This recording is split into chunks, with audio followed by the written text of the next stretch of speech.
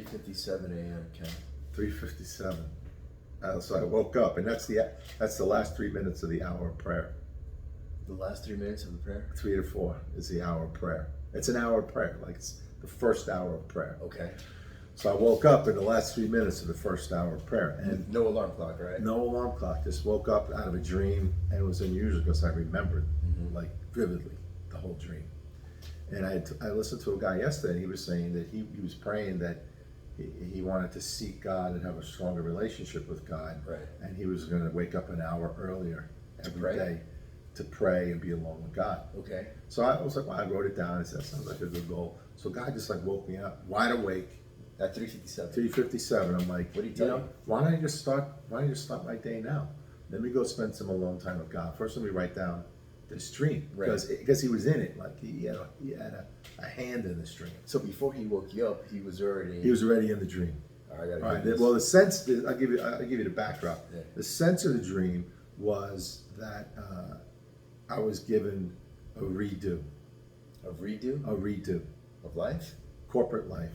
So there was a time in my season of my life where I got out of college, transitioned into corporate life. I was Okay. no longer in school. Graduated college. Now no more school. I did go to, for a master's later, but that's another story. This was the end of college. What you were working for. Yeah. So I went into the. So no more academia, you're going straight No, into the right in, workforce, and right? there was a crop.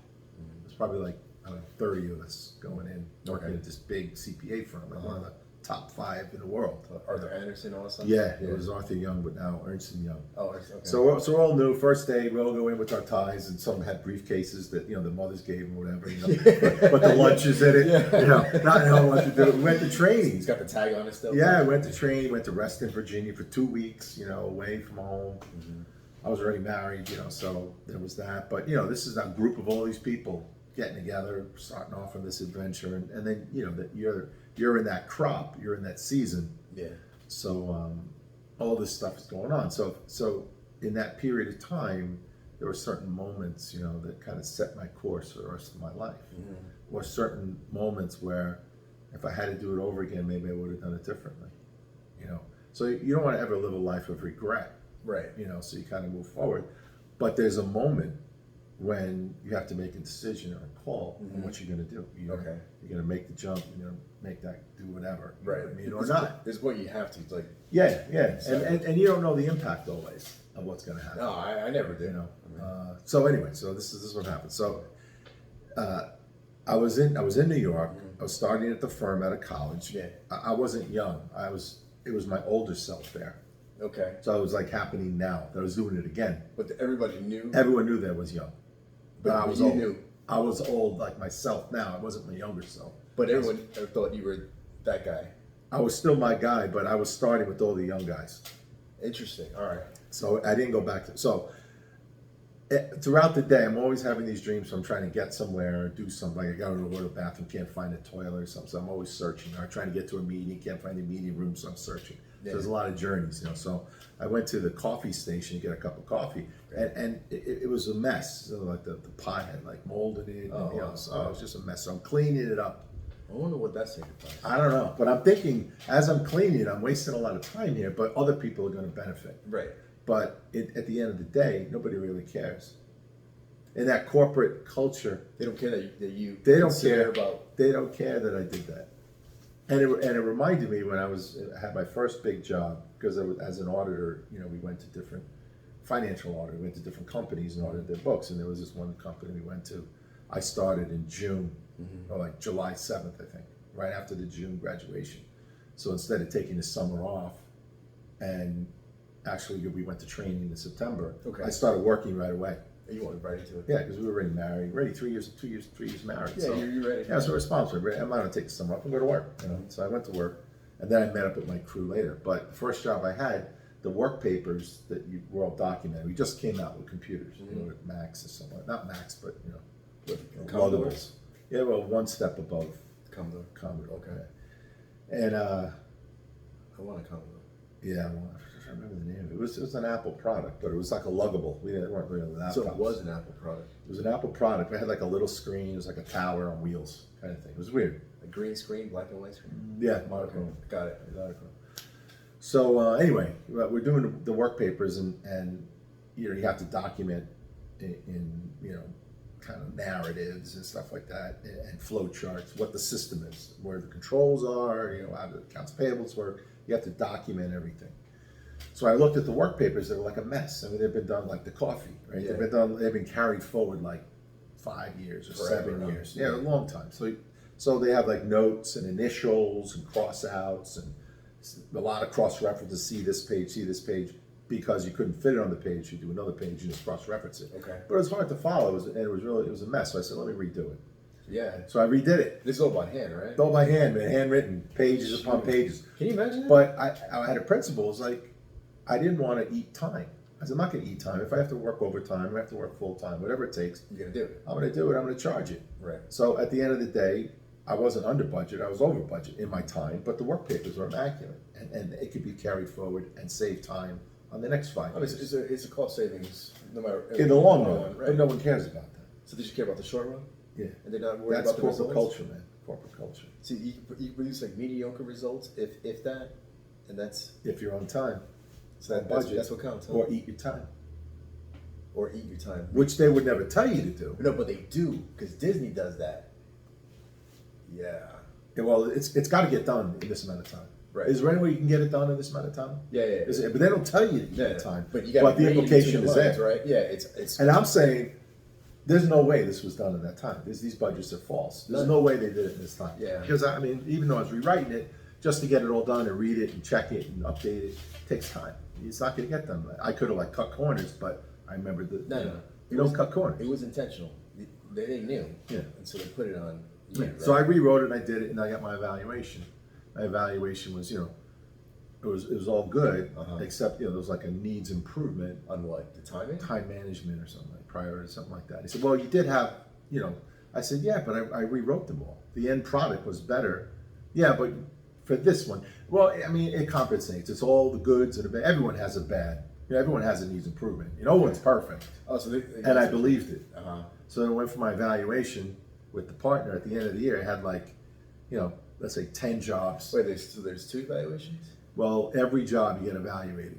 Oh, By- at the job. At right? the job, by Okay. your senior, by your supervisor. At the end of the year, you sit down with the partner who goes over all the evaluations. So I did well in everything. But this one job, which had the most hours, biggest job, Yeah. had a needs improvement, which weighs more. So he said I was at the top end Until? of the B group, A, B, C. So A gets a bigger raise, B gets a smaller raise, C gets, managed out. Right. So I was at the very top of the B. And I told him, I said, I wouldn't mind being at the very bottom of the A. I would. But if I would have known at the time that was going to have an impact, I would have fought to say, don't put it in writing. And that lesson helped me in terms of future evaluations of staff. Uh-huh. I wouldn't put it in writing. I tell them verbally, but I Right. wouldn't put it in writing unless I needed to manage them out. And I would fight with my senior staff, seniors or bosses, like, you can't have, like half of your group in the A group. No. It's got to be 15% EA. Yeah, it's got to be You like a know, bell curve, Got right? to be a bell curve. Yeah. It's forced ranking. I said, yeah, but they're not Bs. I'm not going to give them a B if they don't deserve a B. But they want. So I'd fight for them and say, you got to give someone else. You got to go do that to someone else. So that was kind of my MO because of the impact it had on me. So it wasn't like a bad thing. It's a shape to who I am today.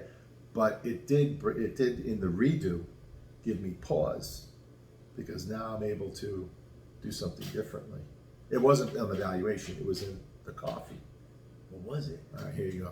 All right.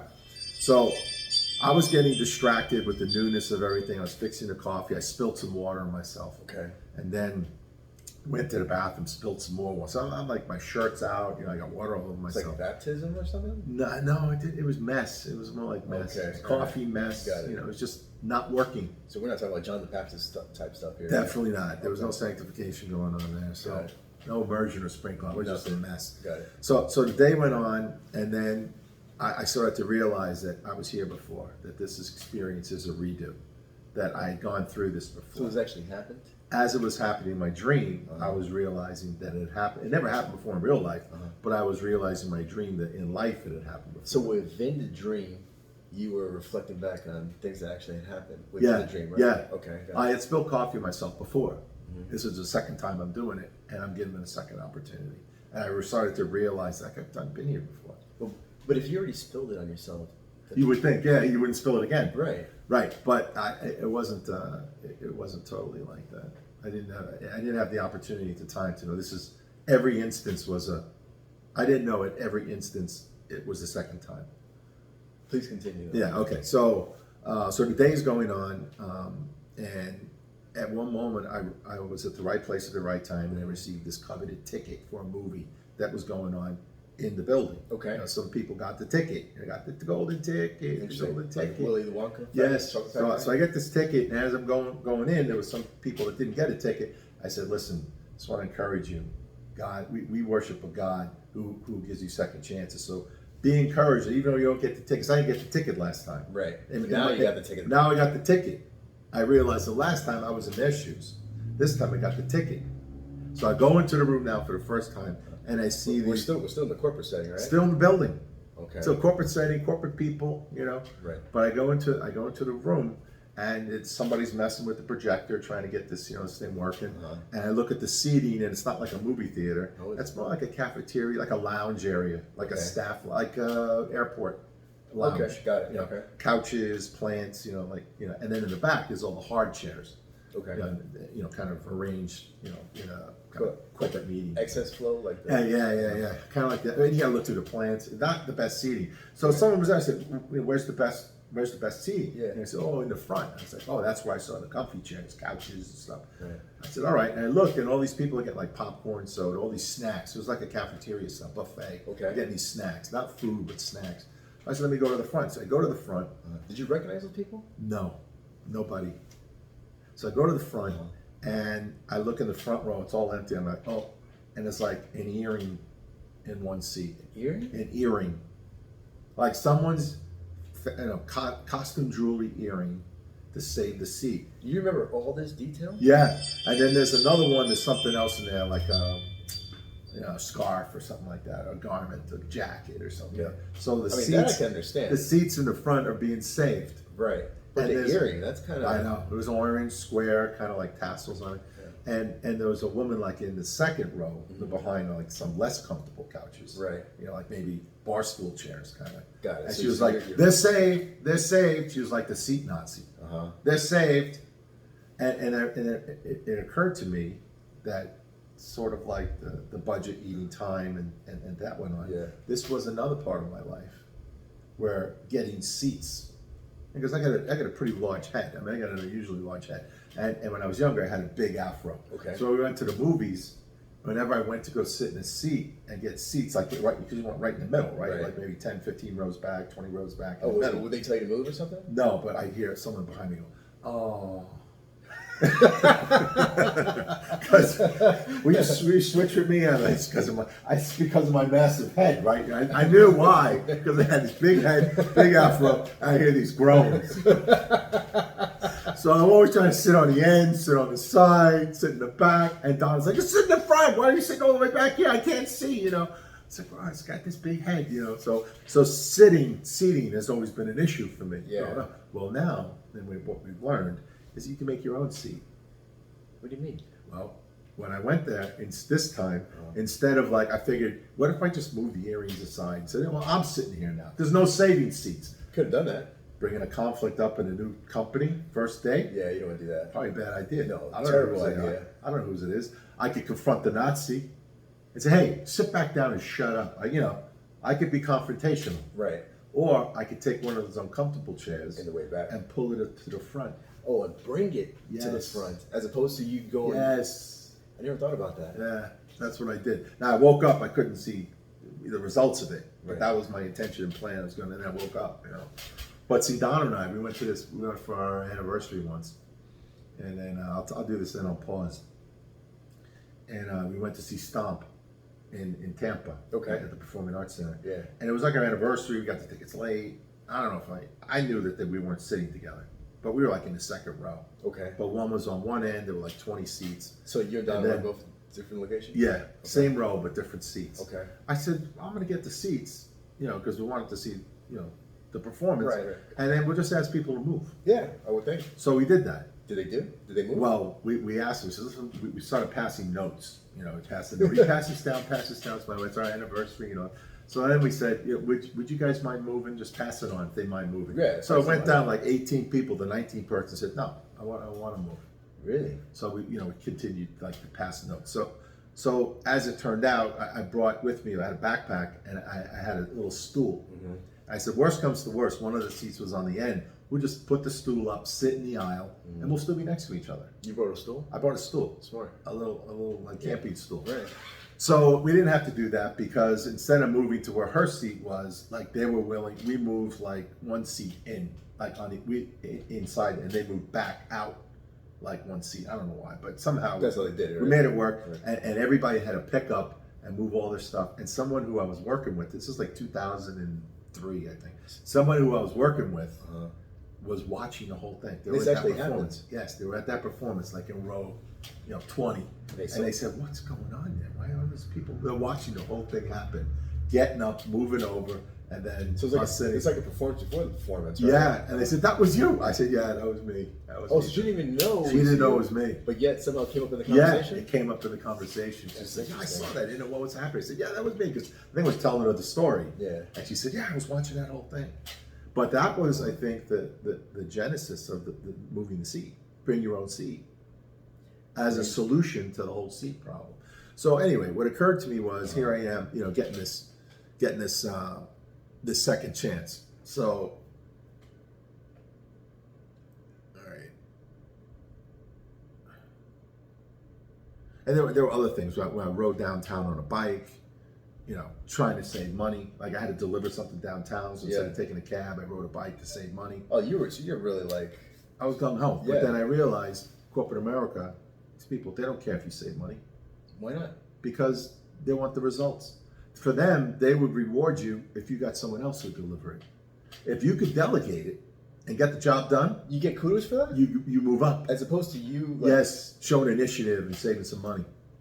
how does that make Because sense? I've always treated it like my money. Right. If I could save a few dollars and do it smarter, I mean, it's like my company, my way. that would be the ideal. But the people at the top, they don't care. There's no points given for that. So it's just the fact that you were able to, like, I forgot the phrase, pretty much allocate resources, Yeah, allocate scarce resources, get the job done, and Yeah. and also be able to delegate because at that level, they're not doing anything. But think about it. If you were to delegate, like, everything, why are we even employed, right? Well, that's the point of a corporation versus your own company. Mm-hmm. If you have your own company, you want everyone to be workers like that because Right. you benefit from it. Sure. In a corporation, you just skim it off the top. Huh. You get no benefit for that. You get your bonus. You're already looking for the next step, the next corporation you're going to go to. So There's no loyalty. You're not even thinking about this one here. No, right? no loyalty. You're just seeing how am I going to get ahead today? How am I going to avoid the next layoff? How am I going to cheese out the guy next to me? Right. Yeah, because come year In that level, evaluations, right? Yeah, and I saw like people. I mean, at director, senior VP levels, they're vicious. They're not worried about the company. Nobody's like worried about the company. Yeah. They're worried about their own job, quarter to quarter, their goals, the results. Yeah, you're 100% right. I know I'm right, but in that dream, I realized that when I work in that environment, I'm not suited for that. Just like on this earth, I'm not suited to be successful here. As a Christian, my kingdom, my home is somewhere else. That the ways of the Lord are not the ways of this earth. Hold on. So how do we tie in the whole coffee, water? What is that? Because the coffee and doing for others is me. Uh-huh. The finding a way to do it cheaper because I want to take ownership of it as if it was mine is me. That's Right. my way. But it doesn't work in that environment. It doesn't work in corporate. So if I'm looking at my to-do list Yeah. or things that I'm going to do for like the rest of my life, I want God to give me a priority that's His priority, not just my priority, You want and to not His just the will. world's priority. Right. I want to do His priority. I want the wisdom and understanding and knowledge to know in a situation Uh-huh. what is His way. Because I'm doing it His way, then I'm doing it the best way. If I'm doing it my way, I might be doing it incongruent with the culture of where I'm at. Yeah, yeah. If I do it their way, I'm doing it in a way that's inconsistent with how my personality and who I am. So did he tell you like this is like kind of like Ken, I'm proud of you. Like what this is the No, it wasn't a God encounter. It was more like a knowledge. Like he showed me that,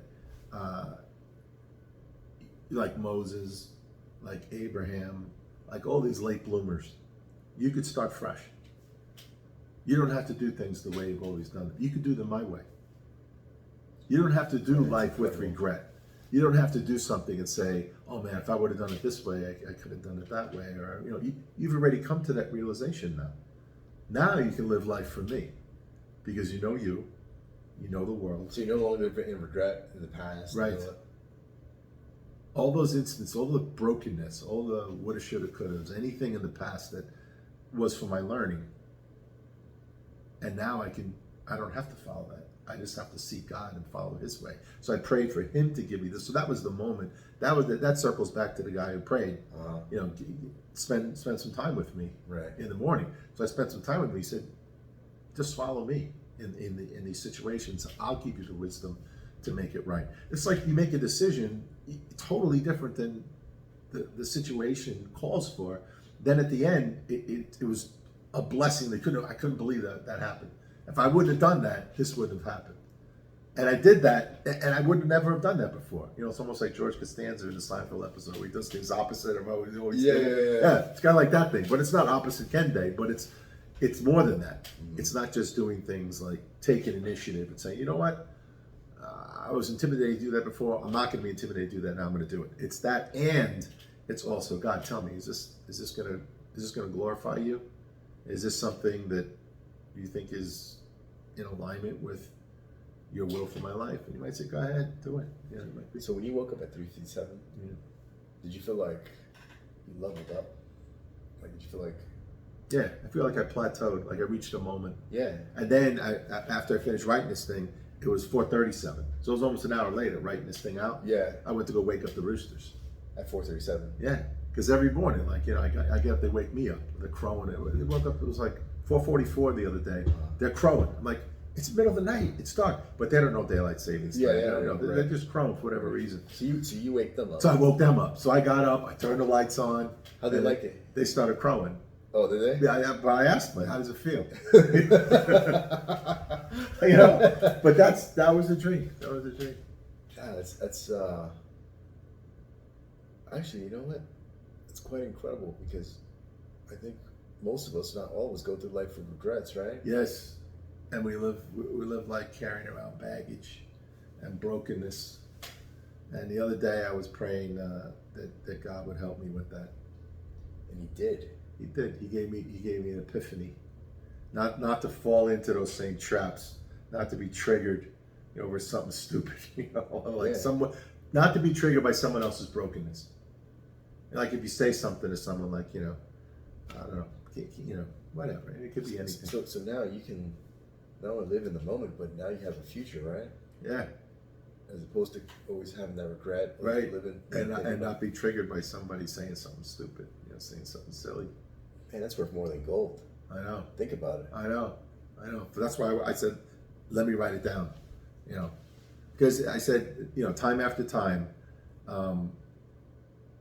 I did things differently, but you do things and then you experience them, and then you learn by the experience. And I said so many times that life is a very good teacher, but a very harsh grader.